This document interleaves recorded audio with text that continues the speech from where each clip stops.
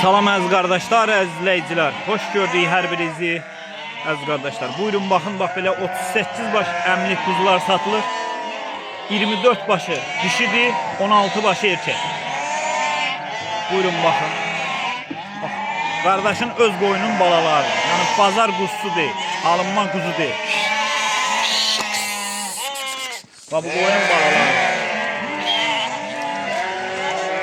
Hamısı əmlik quzular. Buyurun baxın. Ünvan Beyləqan rayonu. Kim almaq istəsə əlaqə saxlasın. Heyvanlar da göz qalanında, göz. Hamısı əmlik quzular. Sortu da göz var.